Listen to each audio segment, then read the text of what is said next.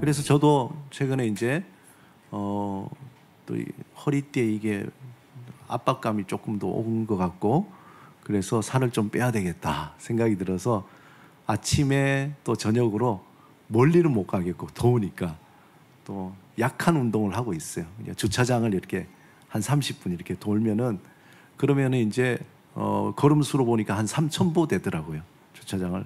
그래서 주차장 그냥 돌면 심심하니까 이어폰 끼고 요한계시록을 요즘 계속 매일 한 번씩 이렇게 읽게 되더라고요. 그래서 22장이니까 시간이 그렇게 많이 들지 않아요. 요한계시록 1장부터 22장까지 그렇게 천천히 듣는데 어느덧 이제 그 용어들이 익숙해지고 그 내용들이 익숙해지면서 제 마음에 굉장히 은혜가 되는 거예요. 그 요한계시록의 그 많은 이야기들 우리가 막 되게 신비스럽다고 얘기하는데, 근데 자꾸 듣다 보면은 명확해지고, 그리고 뭔가 이렇게 정리가 되고 정화가 되는 것 같아요. 어떤 이게 거대한 퍼즐의 그림의 마지막을 맞추고 있는 것 같다. 오늘 찬송가 79장도 보면은 주 하나님 지으신 모든 세계에서 주님 다시 오시는, 주님이 이 세상에 올 때 거의 처음과 마지막에 대한 이야기잖아요. 그러니까 창조와 마지막, 주님의 재림에 대해서 얘기하는 것처럼 요한계시록을 읽다 보면은 거대한 퍼즐의 그림의 마지막을 딱 맞추는 거예요. 특별히 22장을 읽으면은 마음속에 기쁨이 솟아나요.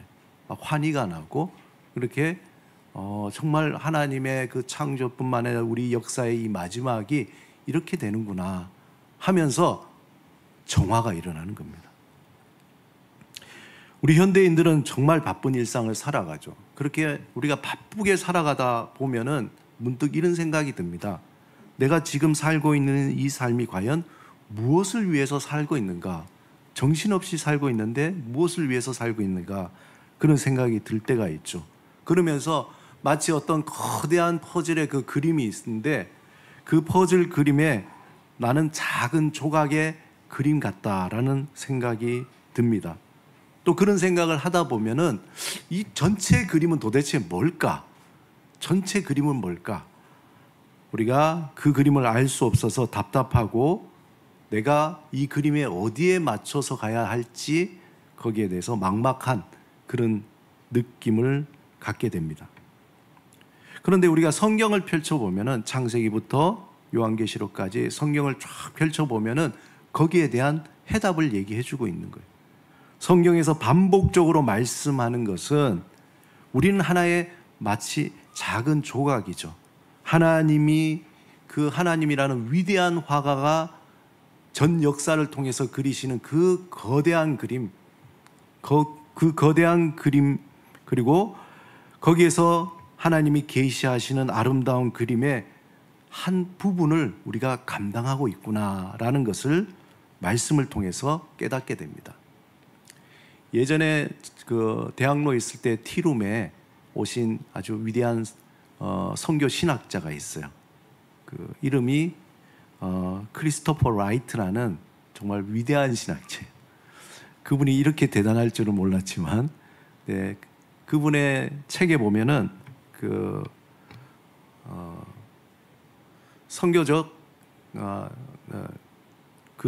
갑자기 책 이름이 하나님의 선교라는 그 책에 보면은 성경 전체가, 그분이 얘기하는 하나님의 선교의 이야기다, 그렇게 얘기하는 성경.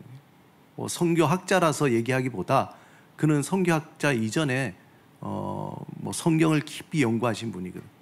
그래서 성경 전체가 다 하나님의 선교 이야기다라고 얘기하는 거예요. 그래서 창세기부터 요한계시록까지 모든 것이 하나님의 위대한 선교의 이야기다.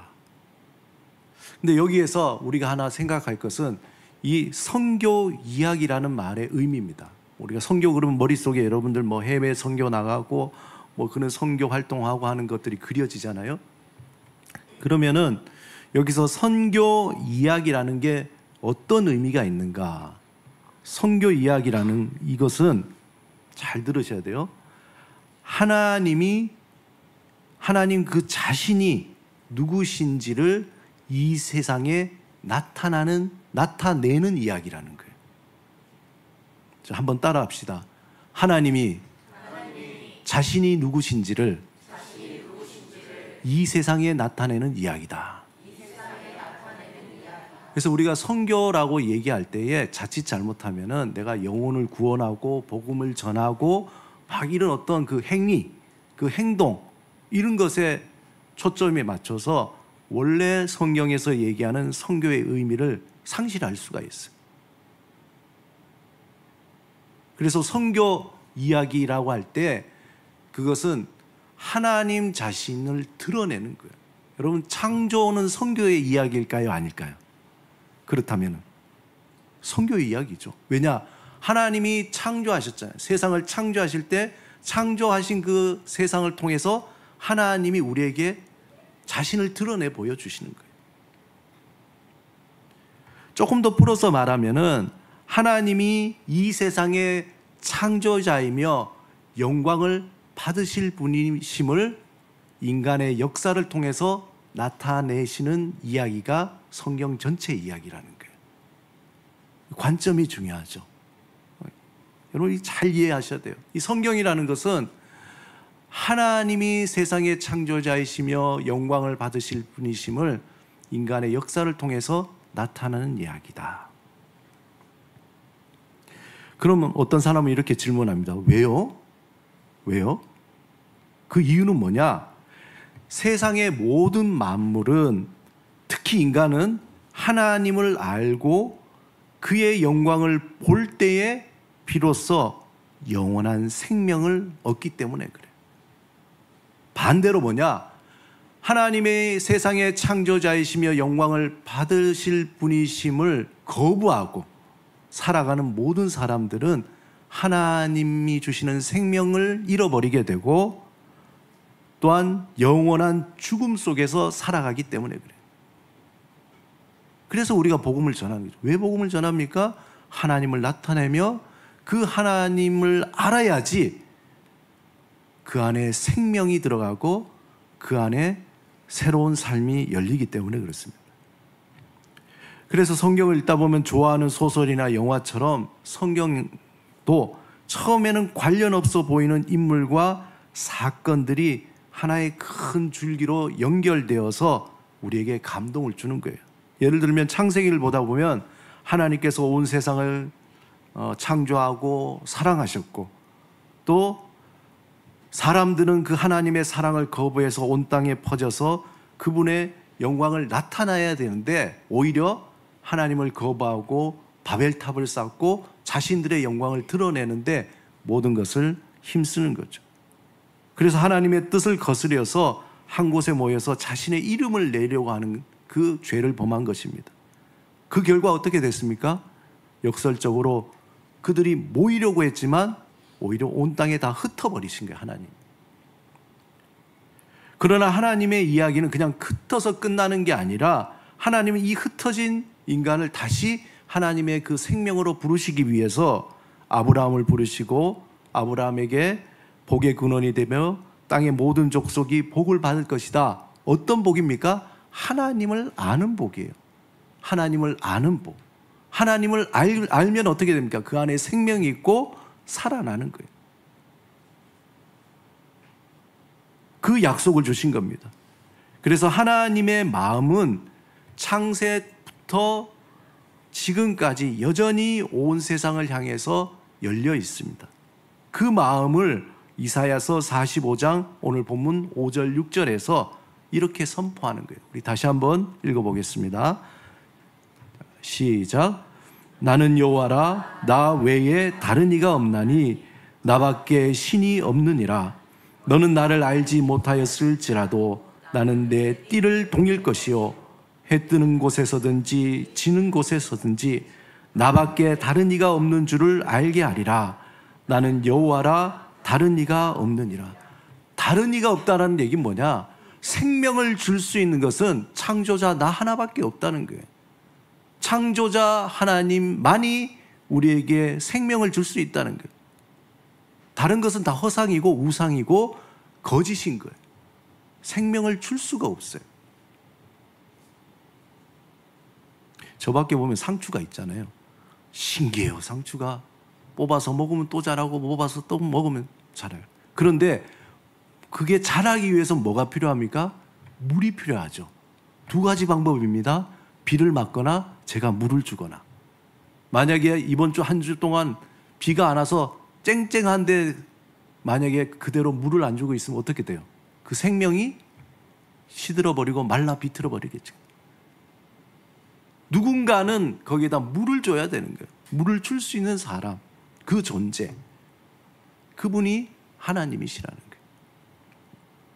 이 말씀은 하나님을 전혀 알지 못했던 바벨론의 강력한 왕 고레스, 역사 사실 있는 그 왕이죠.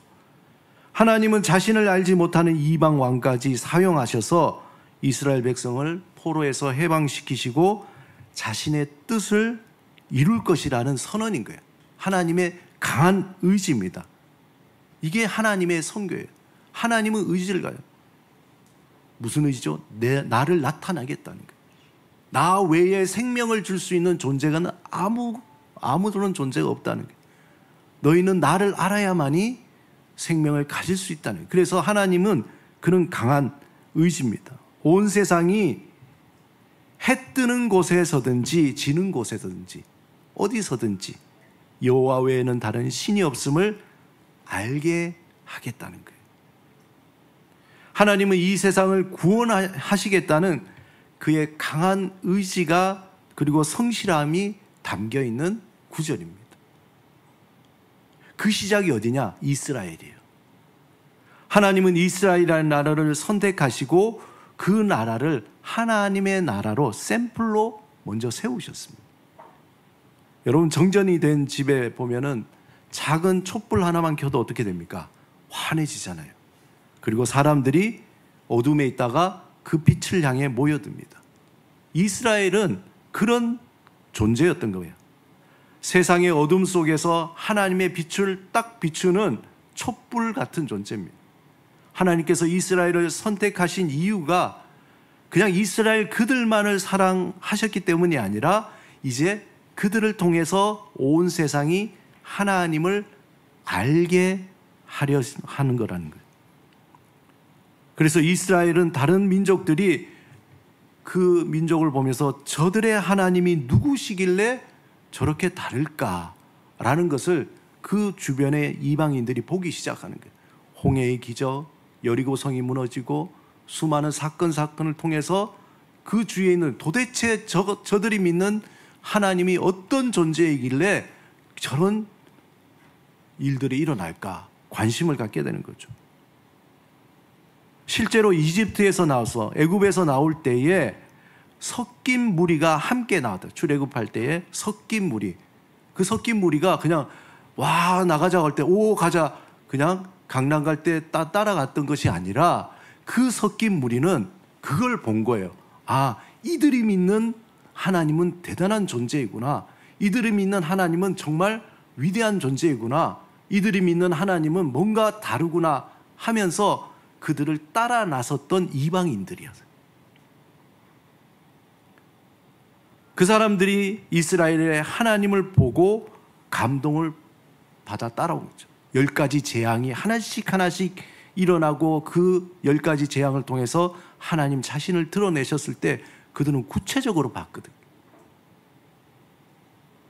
하나님은 추상적인 그러한 신이 아니라는 거예요. 아브라함과 언약을 맺으시고 홍해를 가르시고 또 사사들과 왕들을 통해서 다스리시고 선지자들을 보내시고 말씀하시는 하나님. 그래서 하나님은 죽은 하나님, 우상이 아니라 뭐라고요? 살아계신 하나님이에요.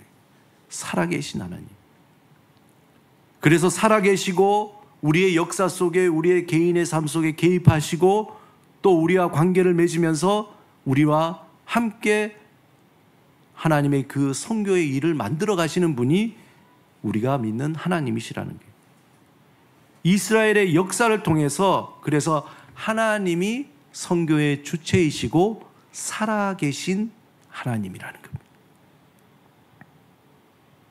그리고 또 한 가지 히브리서 1장 1절에서 3절은 에서 하나님이 자기 계시의 그 정점을, 꼭지점, 가장 정점을 선포하고 있습니다. 우리 같이 한번 1절에서 3절 천천히 한번 읽어보겠습니다. 시작. 옛적에 선지자들을 통하여 여러 부분과 여러 모양으로 우리 조상들에게 말씀하신 하나님이 이 모든 마지막에는 아들을 통하여 우리에게 말씀하셨으니 이 아들을 만유의 상속자로 세우시고 또 그로 말미암아 모든 세계를 지으셨느니라. 이는 하나님의 영광의 광채시요 그 본체의 형상이시라. 그의 능력의 말씀으로 만물을 붙드시며 죄를 정결케 하는 일을 하시고 높은 곳에 계신 지극히 크신 이의 우편에 앉으셨느니라. 이 말씀이 뭡니까? 하나님은 자기 계시, 자기를 나타내는 것은 만물을 통해서, 사건을 통해서 나타내시지만 그 정점, 가장 최고의 점에 누구죠? 예수 그리스도를 통해서 하나님이 어떠한 분이신가를 보여주신다는 거예요.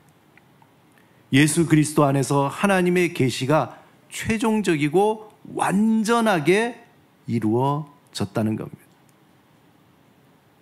그래서 예수님은 하나님의 영광의 광채다. 그리고 그 본체의 형상이다 라는 거예요. 그래서 예수의 이름이 중요한 거예요. 그래서 예수가 중요한 거예요. 즉 예수님은 하나님의 본질을 완벽하게 드러내시는 분이에요. 그분을 통해 하나님은 세상을 창조하셨고 만물을 붙드시고 계시고 죄를 정결하게 하셨다는 겁니다. 또한 예수님은 하나님의 그 사랑과 정의와 긍휼과 진리와 거룩하심을 보여주면서 그런 하나님의 살아있는 하나님의 창문과 같다는 거예요. 창문을 통해서 우리는 뭡니까? 밖을 보잖아요. 창문이 닫혀 있으면 몰라요. 이 세상이 뭔지, 내가 왜 살아가는지, 나의 삶은 어떤 의미가 있는지, 어디로 가야 할지 모르는데 그 창문을 보니까 이 세상을 보게 되고 내가 어디쯤에 있고 어떻게 살아가야 되는지를 보게 되는 거죠. 바로 예수 그리스도는 하나님을 보는 창문이라는 거예요. 병든 자를 고치시고 죄인을 품으시고 진리를 가르치시고 십자가에서 죽으시고 부활하신 예수님 안에서 우리가 살아계신 하나님의 성교적 성품을 보게 되는 거죠. 여기서 성교적 성품 그럴 때 여러분들 머릿속에 그 이미지가 떠올라야 돼요. 하나님을 나타내는 것, 하나님을 알게 되는 것, 그 이미지가 떠올라요. 성교적 그럴 때 어디 해외 선교 가는 거, 전도하는 이게 떠오르면 안 되고 하나님이 나타나는 것, 그의 계시, 그의 나타남, 그를 알아가는 것, 그런 성품을 보게 되는 거죠. 하나님은 자신을 감추지 않습니다. 하나님은 그러신 분. 어떻게 보면 하나님이 요즘 뭐라 그러죠? 자기를 막 드러내는 걸 뭐라 그러죠? 예? 인싸? 뭐라 그래요? 하나님이 약간 그러신 것 같아요. 막 자기를 막 드러내시려고 하는. 오히려 아들을 통해서 하나님은 세상 가운데 나가십니다. 그래서 요한복음 1장 14절에 말씀하시는 것처럼 그래서 말씀이 육신이 되어서 우리 가운데 거하게 되는 거예요. 놀라운 일이죠. 그러므로 하나님의 성교라는 것은 죄에 빠진 인간을 구원하시기 위한 그냥 단순한 말장난이 아니라 통전적인, 전체적인 사역입니다. 그 단적인 예로 출애굽 사건을 통해서 구체적으로 보여주고 있는데, 하나님께서 이스라엘을 구원하는 것은 단순히 그들의 영혼만을 구원하는 것이 아니라 그들의 경제적인 압박에서, 사회적인 불안에서, 정치적인 억압에서 해방시키는 거예요. 여러분, 이스라엘 백성이 애굽에서 착취당하고 또 그들이 억압당하고 그들의 어떤 그 고난당할 때에 하나님이 그들을 애굽에서 구원해 내신 것은 그냥 영혼 구원이 아니라 그들의 삶 자체를 구원하신 거예요. 어디에서요? 그들의 사회적 불의와 경제적 압박과 정치적 억압에서 해방시키셨다는 거예요. 그래서 하나님의 구원은 인간의 삶의 모든 영역을 다루는 거예요. 희년 제도를 봐서도 그래요. 그것을 통해서 경제적인 불평등이 어떻게 고착되지 않도록 하나님께서 50년 되면 다 제로로 만들어버린 거예요. 땅을 가지고 있던 자들, 소유했던 것도 50년 되면 다 제로로 만들어. 하나님은 가난한 자의 눈물을 외면하지 않으시고 억압받는 자의 신음을 들으신다는 거예요. 그런데 여기에서 우리가 마주해야 될 하나의 장애물이 있는데, 선교학자 아까 말씀드린 크리스토퍼 라이트 박사는 그 한 가지가 뭐냐? 우상숭배라는 거예요. 우상숭배가 세계 선교 가장 큰 장애물이라는 거예요. 우리가 성경에서 보면은 하나님이 가장 싫어하는 게 뭡니까? 우상숭배잖아요. 우상숭배는 구원의 유일한 참된 근원이신 하나님을 무력화해버린 거예요. 그분의 생명도 없고 무력화하는 대용품으로 우상이 나타난 겁니다. 오늘날 우리 주변에 어떤 우상들이 있습니까? 성공이라는 우상, 돈이라는 우상, 사람의 인정이라는 우상, 또 권력과 교만과 인기와 또 부와 탐욕, 이런 우상들, 우리가 보는 수많은 우리의 보암직하고 먹음직하고 탐스러운 어떤 그런 것들이 하나님을 대체시켜버리는 거예요. 대용품이 되는 거예요. 생산성의 우상, 어떤 재정적인 번영의 우상, 이런 것들이 우리의 마음을 하나님으로부터 빼앗아가고 있다는 거예요. 은근슬쩍 빼앗아가는 거예요. 어느 순간 우리 마음 속에는 하나님을 향한 알아가려고 하는 마음보다 우리 마음에는 세상의 보암직하고 먹음직하고 탐스러운 것을 위해서 어느덧 우리가 그 마음이 빼앗겨버리는 거죠. 한마디로 우상숭배는 하나님을 향한 마음을 빼앗는 거예요. 이사야 45장에서 선포하듯이 나는 여호와라, 나 외에 다른 이가 없다. 어떤 분들은 말을 해요. 야, 기독교는 너무 독단적이다. 왜 자기들밖에 없냐? 그게 아니라 여호와 하나님 외에 생명을 줄 수 있는 자가 그 존재가 없다라는 얘기예요.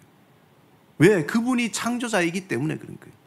그분이 창조자, 생명을 만드신 분이니까 생명을 주시기도 하고 생명을 빼앗기도 하시는 분이 그분이시기 때문에 그분을 알아가고 그분과 관계 맺고 그분을 의지하는 것이 당연하다는 거예요. 예수님도 말씀하셨잖아요. 하나님과 재물을 겸하여서 섬길 수 없다라는 거예요. 하나님과 재물을 겸하여서 섬길 수 없다. 이게 단순히 돈에 관한 이야기가 아니라 우리의 궁극적인 신뢰, 사랑이 어디? 우리가 어떤 대화를 가만히 듣다 보면은 정말 믿음이 좋은 것 같은데 듣다 보면 그게 아닌 거예요. 그 마음 깊은 곳에는 하나님이 아니라 물질을, 하나님이 아니라 명예를, 하나님이 아니라 권력을 쫓아가는 그 마음의 욕구가 가득 차 있는 걸 보게 됩니다. 그 우상들이 나의 삶에 어떤 에너지를 갖게 하는 거예요.